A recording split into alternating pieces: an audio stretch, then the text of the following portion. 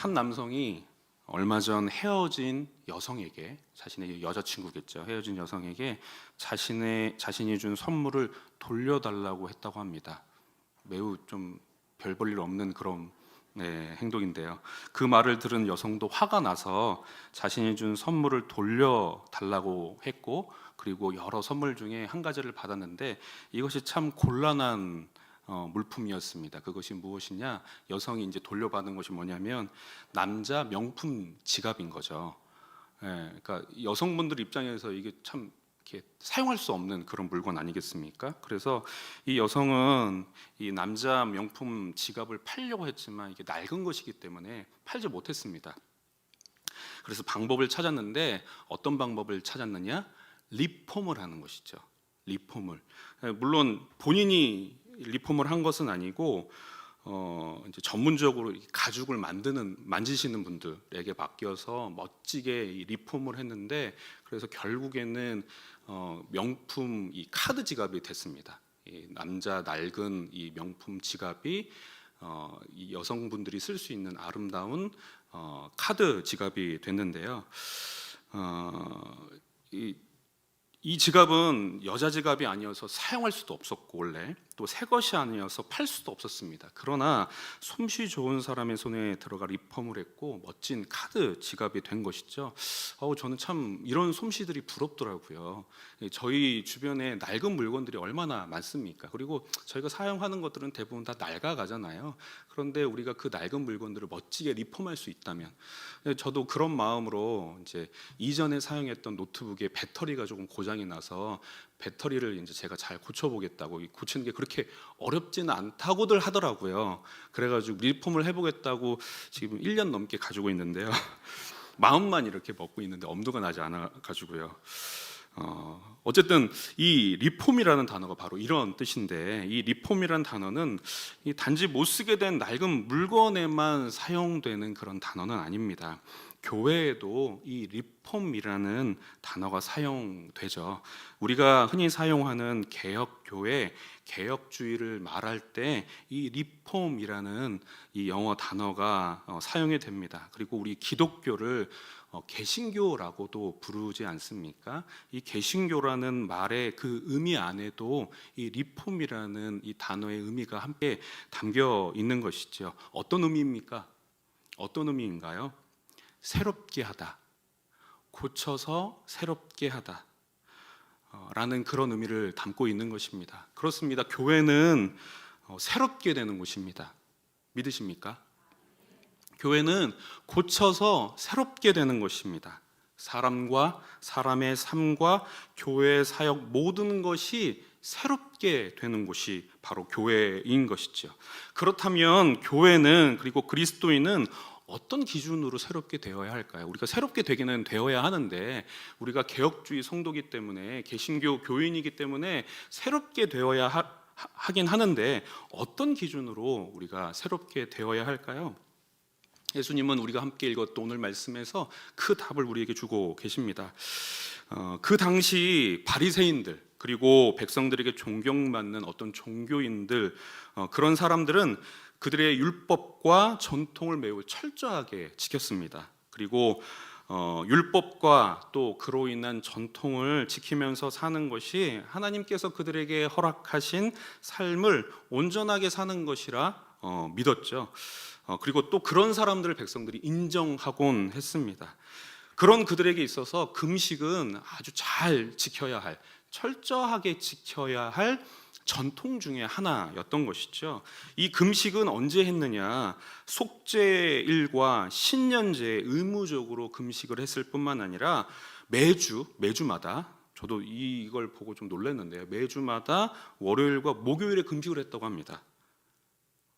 물론 하루 종일 한 것인지 아니면 해가 뜨는 동안에만 하는 것인지는 잘 모르겠지만, 제가 그 당시에 태어나지 않은 것이 참 다행이라고 저는 이 부분을 읽으면서 생각을 했는데요. 그런데 중요한 것은 예수님과 그의 제자들은 금식을 하지 않으셨던 것이죠. 그리고 그 모습을 보고 바리새인들과 또 많은 유대인들이 궁금하지 않을 수 없었던 것입니다. 또는 이상하게 생각을 했던 것입니다. 왜냐? 이 바리새인들이라면 혹은 뭐 종교 지도자들 이스라엘의 선생이 되려고 한다면 이 그들에게 있어서 중요한 율법과 혹은 전통을 잘 지켜야 하는데 금식을 하지 않는 것이죠. 그 전통을 지키지 않는 것이죠. 이 질문에 대해서 예수님은 세 가지의 비유로 대답을 하십니다. 첫 번째 비유는 바로 혼인잔치 비유입니다. 예수님은 이렇게 대답을 하시죠. 혼인집 손님들이 신랑과 함께 있을 동안에 슬퍼할 수 있느냐?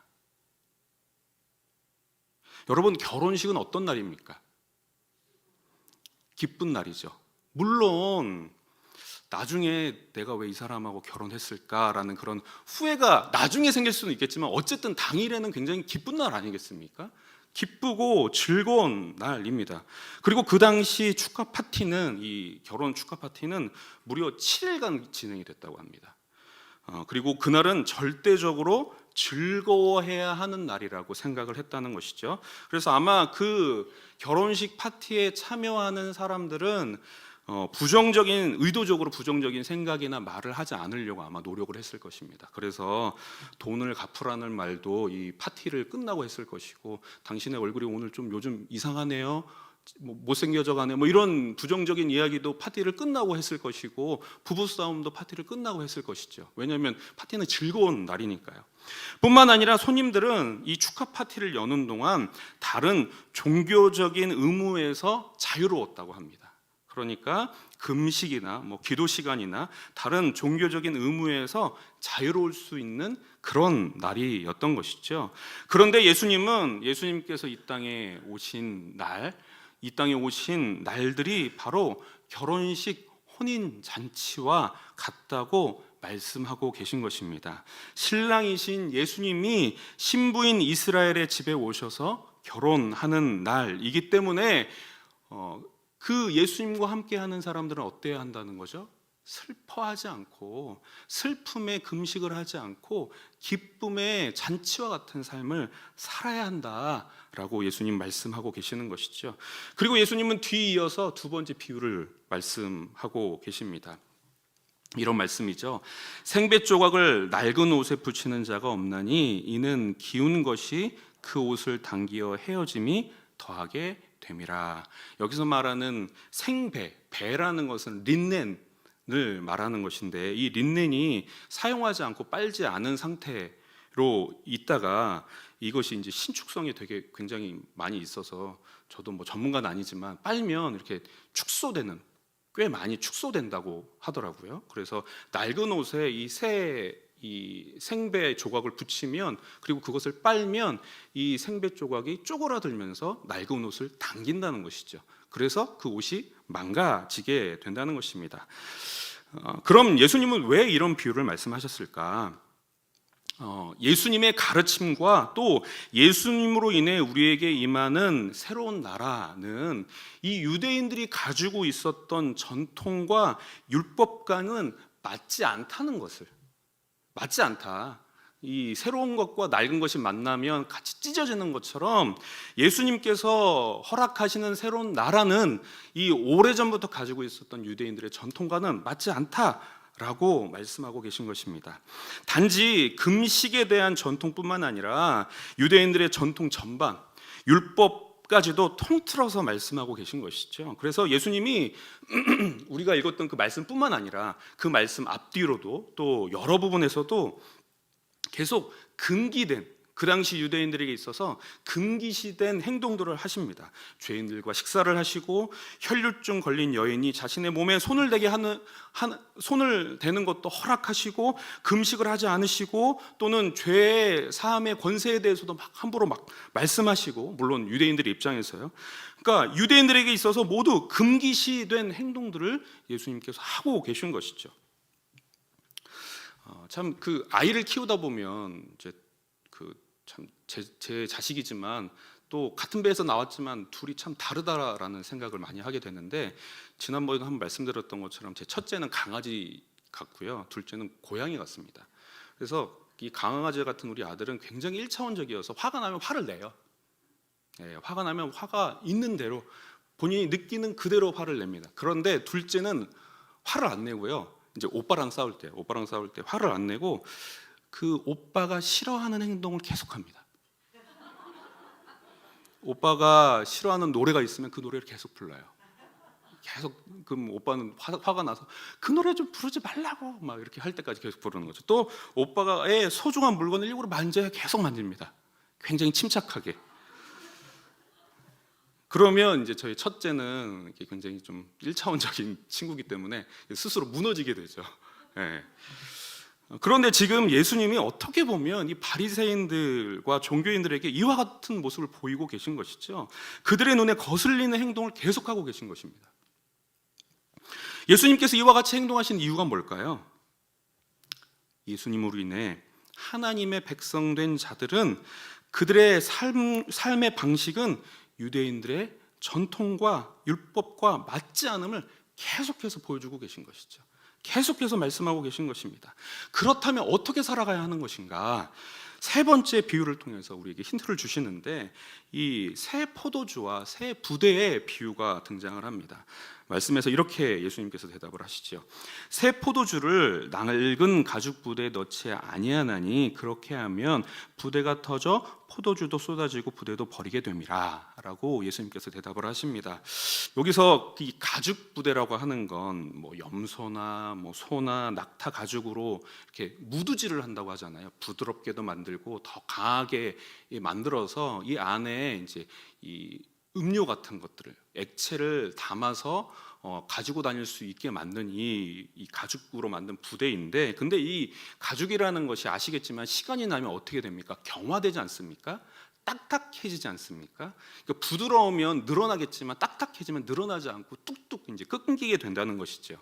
그런데 여기에 새 포도주를 넣게 되면 이 여기서 말하는 이 새 포도주는 아직 발효가 덜 돼서 이 부대 안에 집어넣은 상태에서 계속 발효가 일어나는, 그래서 가스가 발생이 돼서 이 공간을 계속 부풀리는. 그런데 이 낡은 가죽 부대에 새 포도주를 넣게 되면 어떻게 됩니까? 계속해서 부풀어지다가 이 약한 부분이 뚝 하고 터지게 되는 것이죠. 그러니까 어떻게 해야 한다는 것입니까? 새 포도주는 어디에 넣어야 한다는 거예요? 새 가죽 부대에 넣어야 한다.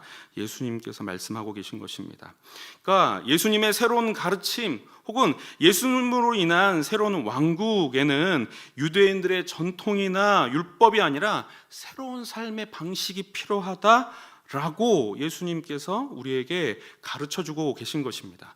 그럼 그들의 율법과 전통이라는 것은 필요 없다는 말씀이시냐? 사실 그렇진 않습니다. 율법과 전통보다 더 높은 차원의 삶의 방식이 필요하다는 것입니다. 그 방식이 무엇일까요? 이 질문에 대해서 답하기 위해서는 다른 본문에서 한 율법학자가 이 예수님에게 질문하고 이 대화했던 그 부분을 우리가 살펴볼 필요가 있습니다. 마태복음 22장을 보면 율법학자가 예수님께 나와서 이렇게 묻습니다. 어떻게 묻느냐? 모든 계명 중에 첫째가 되는 계명이 무엇입니까? 라고 예수님께 물으시죠. 그러니까 예수님이 뭐라 대답을 하시나요? 첫째는 마음을 다하고 목숨을 다하고 뜻을 다하고 힘을 다하여 주 너의 하나님을 사랑하라. 정말 강조하고 계신 것이죠. 모든 것을 다하여 하나님을 사랑해야 한다. 그리고 두 번째로 내 이웃을 내 자신과 같이 사랑해야 한다. 이 대답을 들은 이 율법학자는 어떠했습니까? 그 반응이 어떠했습니까? 정말 감탄하고 예수님 맞습니다. 저도 오랫동안 이 율법을 연구했지만 이 율법을 잘 조려보면 두 가지의 계명으로 나올 수 있는데 예수님이 말씀하신 그 답인 것입니다. 그렇지 않습니까? 그래서 예를 들어서 10계명으로 예를 들어보면 여러분 나 외에 다른 신을 섬기지 말라는 말을 하나님을 사랑하라라는 계명으로 바꿀 수 있습니까? 바꿀 수 있나요? 바꿀 수 있지 않습니까? 하나님 사랑하면 하나님 이외의 다른 신 쳐다도 보지 않을 것 아니겠습니까? 또 우상을 만들지 말라는 예수님의 명령, 10계명의 명령, 이 말을 하나님을 사랑하라는 말로 바꿀 수 있지 않겠습니까? 왜요? 하나님 사랑하면 우상을 만들지 않을 테니까요. 또 부모를 공경하라, 살인하지 말라, 도둑질하지 말라, 이 말들도 이웃을 사랑하라라는 말로 바꿀 수 있지 않겠습니까? 왜요? 사랑하면 누가 살인하겠습니까? 살인하면 누가 도둑질을 하겠습니까? 누가 거짓말을 하겠습니까? 그런데요, 조금 여기 반대로 하면 조금 얘기가 달라집니다. 반대로는 조금 곤란해지죠. 여러분, 살인하지 않는다고 해서, 도둑질하지 않는다고 해서, 거짓말하지 않는다고 해서 이웃을 사랑한다고 말할 수 있습니까?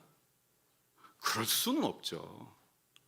그럴 수는 없습니다. 또 우상을 만들지 않는다고 해서, 다른 신을 섬기지 않는다고 해서 하나님만 바라보고 하나님만 사랑한다고 말할 수 있겠습니까? 그것도 어딘가 맞지 않는 것입니까? 이유가 뭘까요? 이유가 무엇입니까? 하나님을 사랑하고 이웃을 사랑하라는 이 계명이 십계명보다 훨씬 더 고차원의 계명이기 때문입니다. 이해를 돕기 위해서 제가 이제 그 재작년인가요? 이제 기억도 재작년인 것 같은데, 제가 다이어트를 하지 않았습니까? 그래서 한 10몇 킬로를 좀 빼고 요즘에 조금 위기가 찾아왔는데요. 물론 이제 저희가 지금 이 역경을 잘 이제 이겨내려고 노력을 하고 있는데, 제가 다이어트를 했을 때 몇 가지의 이 핵심적인 포인트가 있었습니다. 저는 사실 운동을 하나도 안 했습니다. 운동을 해서 살 뺀 건 아니고 먹는 걸 조절을 했는데요. 이 먹는 걸 조절을 할 때 핵심은, 하나는 14시간 공복, 14시간 공복을 유지하는 것이고, 먹는 양을 조절하는 것이고, 또 중요하다고 생각하는 것이 무엇이냐면 건강한 음식을 먹는 겁니다. 가끔씩 이제 저에게 요즘도 저녁 안 드세요? 이렇게 물어보시는 분들이 계신데, 저는 저녁을 안 먹지는 않았습니다. 계속 먹었고요. 그 대신에 이제 건강한 음식을 좀 먹으려고 노력을 했는데, 예를 들면 뭐 당근이라든지 샐러드라든지 닭가슴살이라든지 토마토라든지 샐러리라든지, 제가 이전에는 정말 입도 안 댔던 거였거든요. 이게 맛있는지도 몰랐고, 제가 이제 이렇게 살을 빼면서 당근이 이렇게 단 거구나, 맛있는 거구나, 이렇게 깨달았는데, 어쨌든 이 절대 안 먹으려고 하면 안 됩니다. 왜냐하면 사람은 계속 배고프기 때문에 그 건강하지 못했던 식습관을 개선해서 건강한 음식으로 대체하려고 노력을 해야 하는 것이죠. 그래서 이전에 담임 목사님들 그런 얘기 자주 하시는데, 이 미각세포가 40일 정도로 이렇게 바뀐대요. 그래서 이 40일 정도만 꾸준히 건강한 음식을 먹게 되면 그것이 맛있어지는, 이제 그런 마법과 같은 일이 입안에서 벌어지게 되는 것이죠. 그래서 그런 시간을 겪게 되면 이제 잘 이렇게 건강할 수 있게 되는데, 이게 제가 이 말씀을 드리는 이유가 뭐냐면, 제가 먹는 이 식단이 이전보다 더 고차원의 좋은 식단이었던 것이죠. 먹지 않는 것이 아니라. 그러니까 제가 더 혼란을 드리는 것 같은데, 네. 그러니까 예수님께서 율법을 지키지 말라, 전통을 지키지 말라고 한 것이 아니라, 그 율법보다 더 상위의 고차원의 그 계명을 하나님께서는 이 새로운 왕국에 살아가는 하나님의 백성들로 하여금 허락하신 것이라는 것입니다. 예수님을 영접하면 우리는 하나님과 새로운 관계에 들어가게 되죠. 우리는 우리의 죄로 인해서 우리 이전에는 하나님과 단절된 그 관계로 지냈습니다. 하나님 앞에 더 가까이 나아가고 싶지만, 하나님 앞에 나아가고 싶어도, 하나님을 알고 싶어도 알 수 없는 그런 연약하고 안타까운 그런 존재였다가, 예수님 때문에 우리를 사랑하시고 이 땅에 오셔서 우리의 죄를 담당해 주신 그 예수님 때문에 하나님과의 관계가 회복된 것이죠. 그래서 우리의 죄를 담당해 주셔서 우리를 의롭다 칭해 주시고, 우리는 자유롭게 하나님 앞에 나갈 수 있게 된 것입니다. 우리는 하나님과 함께 할 수 있고 하나님과 교제할 수 있는 은혜가 우리에게 주어진 것이죠. 그런 은혜를 받은 우리가 하나님과 함께 하면서 하나님께서 우리에게 주신 그 규칙을 뭘 지킬까, 이걸 보는 것이 아니라 하나님 사랑해야 하지 않겠습니까?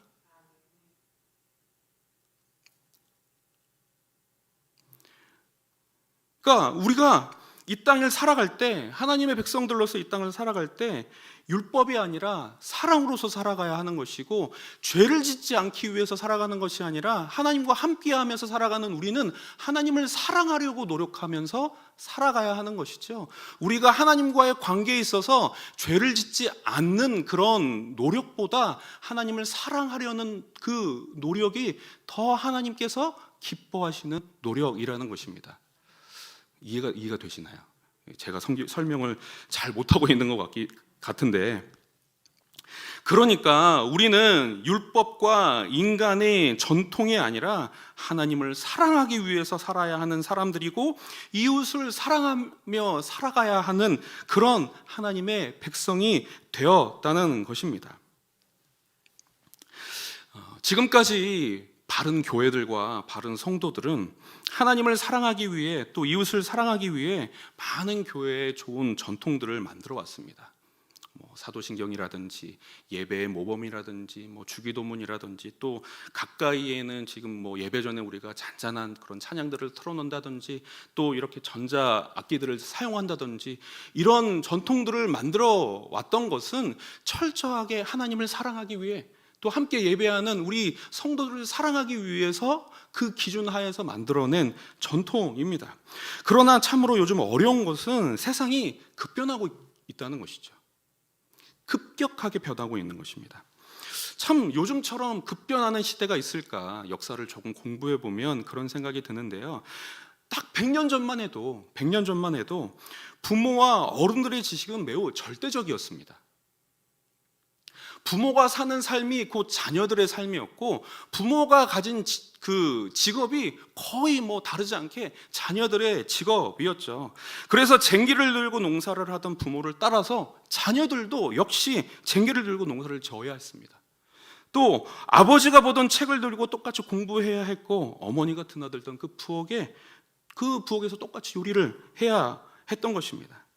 이 신지식, 신물불이 없었던 시대는 모든 것을 부모의 세대로부터 배워야 했죠.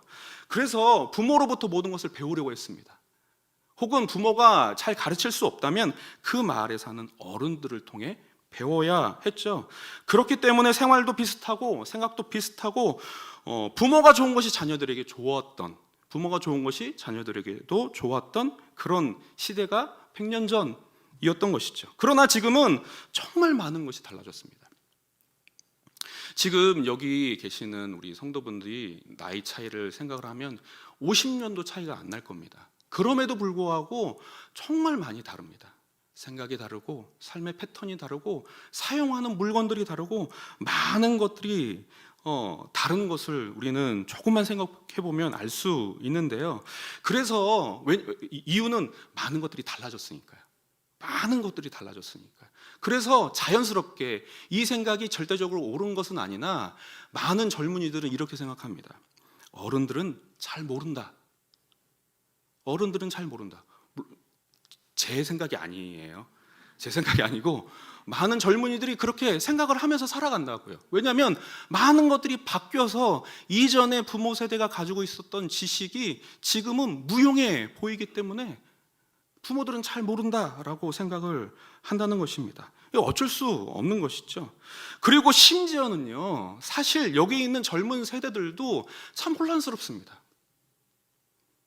세상이 정말 어제와는 다르게 바뀌어가고 있거든요. 달라지고 있습니다. 어제 중요하다고 했던 것이 오늘 중요하지 않고, 어제는 몰랐던 것이 오늘 새롭게 알게 됩니다. 계속 세상은 넓어지고 지식은 끊임없이 새롭게 발견되어지고 있습니다. 그렇기 때문에 사실 지금 이 시대를 살아가는 젊은이들도 혼란스럽죠. 이 변해가는, 급격하게 변화가는 시대를 살고 있기 때문이죠. 그래서 저희 지난번에 담임 목사님께서도 그런 얘기들을 해주셨는데, 얼마 전에 유초동부에서 학교 앞 전도를 하면서 참 당황스러운 일이 있었습니다. 하나님을 믿지 않는 초등학생들에게 길거리에서 만나서 교회에 초청하고 하나님의 이야기를 들려주는 것이 이전에는 괜찮았는데 요즘에는 좀 많이 어려워졌다는 것이죠. 요즘 우리 아이들에게 부모들이 모르는 어른들 따라가지 마라, 어른들이 주는 거 함부로 먹지 마라, 이렇게 가르치지 않습니까? 이전에는 사실은 이렇게 자유롭게 서로를 믿고 어른들을 믿고 얘기도 하고 교회도 자유롭게 다니고, 이게 부모님 그 어른들이 주는 뭐 이렇게 간식들도 잘 받아 먹고 했던 아이들이 지금은 더 이상 반응하지 않는 것이죠. 오히려 무섭게 여기는 것입니다. 이러는 상황에서 하나님을 믿지 않는 아이들에게 우리가 이전에 동일한 방식으로 다가가는 것은 이전과는 다른 메시지가 될 수 있는 것이죠. 이전에는 하나님께서 너희를 사랑해, 그리고 나도 너희를 사랑해 라는 메시지가 되었지만 지금은 그런 메시지가 아닐 수 있다는 것입니다. 때문에 우리는 매일마다 새로워야 합니다. 매일마다 새로워져야 합니다. 전통이라는 것은 어쩌면 지키기 위해서 있는 것이 아니라 깨기 위해서 있는 것이라는 생각도 듭니다. 왜냐하면 요즘에 이 세상이 급격하게 변하고 있기 때문이죠. 그러나 언제나 기준은 분명합니다. 전통을 지키는 기준도, 전통을 새롭게 하는 기준도 분명합니다. 어떤 기준으로 우리가 지키든지 바꾸든지 해야 하는 것입니까? 하나님을 사랑하는 것, 이웃을 사랑하는 것. 전통을 바꾸기 위해서, 깨기 위해서 깨는 것이 아니라, 만약 지금 우리가 가지고 있는 이 방식이 하나님을 사랑하는 방식이 아니라면, 이웃을 사랑하는 방식이 아니라면 바꿔야 하는 것이죠. 물론 이 전통을 새롭게 하는 것, 우리의 삶을 새롭게 하는 것, 그리스도인의 삶을 새롭게 하고 교회 사역을 새롭게 하는 것이 우리의 체질적으로 맞지 않다는 생각도 듭니다. 왜 그렇습니까? 우리는 계속 낡고 있기 때문입니다. 그리고 우리가 만지고 있는 모든 것들, 우리가 경험하고 있는 모든 것들이 다 낡고 있기 때문에, 낡지 않은 것을 우리가 경험해 본 적이 없기 때문에, 이 낡지 않고 새롭게 한다는 것은 무엇일까? 이것이 체질적으로 맞지 않다는 그런 생각도 계속 듭니다. 하지만 그러나 우리가 낡지 않고, 우리의 마음이 낡지 않고, 우리의 삶이 낡지 않고, 우리의 사역이 낡지 않고 새로울 수 있는 이유가 무엇입니까? 낡지 않으시는 예수님 때문입니다. 낡지 않으시는 예수님을 우리가 매일 만나면 그 낡지 않으시는 그 예수님 때문에 우리의 삶이 새로워질 수 있다는 것이죠. 우리의 사역이 새로워질 수 있다는 것입니다. 축복합니다. 낡지 않으시는 하나님과 언제나 동행하시는 저와 여러분들 되시길 축복합니다. 그리고 하나님을 사랑하고 이웃을 사랑하는 기준으로 우리의 삶을 매일마다 바꿔가시고 우리의 사역들을 새롭게 세워가시는 저와 여러분들 되시길 축복합니다. 그럴 때 우리의 삶은 예수님께서 기뻐하시고 예수님께서 허락하시는 하나님 나라의 백성으로의 참다운 삶을 살게 되는 것입니다. 정말 오늘 함께 나눴던 이 말씀처럼 매일마다 새롭게 되시는 저와 여러분 되시기 축복합니다. 이런 마음을 가지고 우리 함께 찬양하며 나아가겠습니다. 예수 이름 높이세 함께 찬양하며 나아가겠습니다.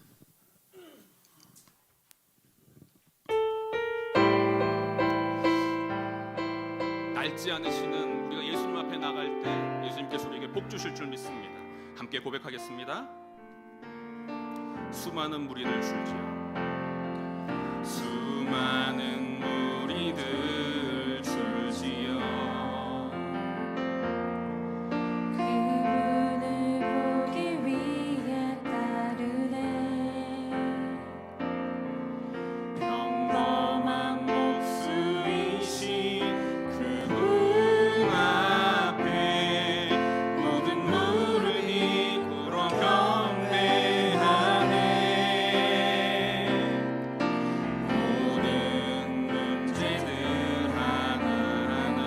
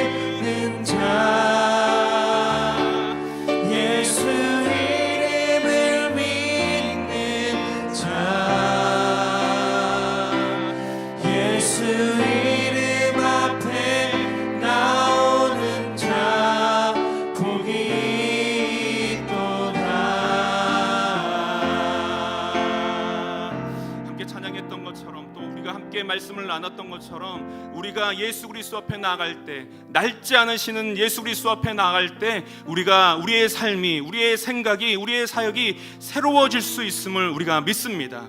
뿐만 아니라 우리에게 가르쳐 주신 하나님을 사랑하고 이웃을 사랑하라는 그 놀라운 하나님의 가르침에 따라서 우리가 살아가게 될 때 우리의 삶이 주님께서 기뻐하시는 아름다운 삶이 될 줄 믿습니다. 이 시간 간절히 기도할 때 하나님, 매일매일마다 낡지 않으시는 우리의 마음과 우리의 모든 것을 새롭게 하시는 예수님을 매일마다 만나게 하여 주시옵소서. 그리고 우리의 모든 삶에 예수님께서 가르쳐 주신 그 계명에 따라 우리의 삶을 용기 있게 새롭게 하며 변화시켜 나가는 귀한 주님의 자녀들 될 수 있도록 은혜 허락하여 달라고 주님 앞에 간절히 기도하며 나가겠습니다. 기도하시겠습니다. 은혜로우신 하나님, 낡지 않으시고 우리의 삶을 새롭게 하시며 새로운 지혜와 새로운 능력으로 허락하시는 주님 앞에 나아갑니다. 하나님, 우리에게 능력을 허락하여 주사 하나님께서 우리에게 허락하시는 우리의 삶과 사역들을 하나님 매일마다 새롭게 하며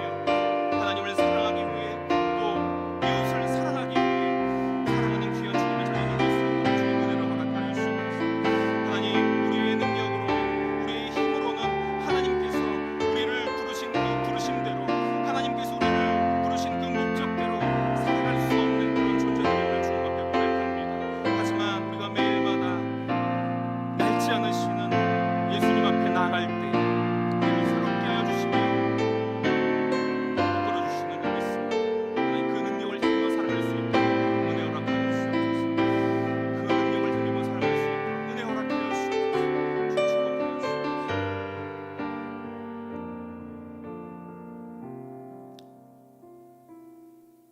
은혜로우신 하나님, 간절히 소망합니다. 하나님, 우리의 매일의 삶 속에 낡지 않으시는 예수님을 만나는 은혜를 우리 가운데 허락하여 주시옵소서.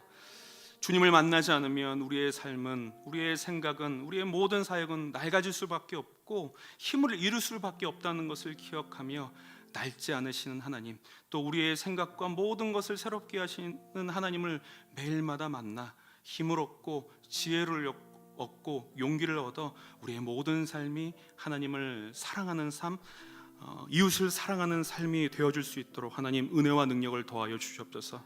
그래서 우리의 힘으로는 도저히 살 수 없는 주님께서 우리를 만드신 그 모습대로 살아가는 삶, 사명으로 살아가는 삶을 성취할 수 있도록 하나님 능력을 더하여 주시옵소서.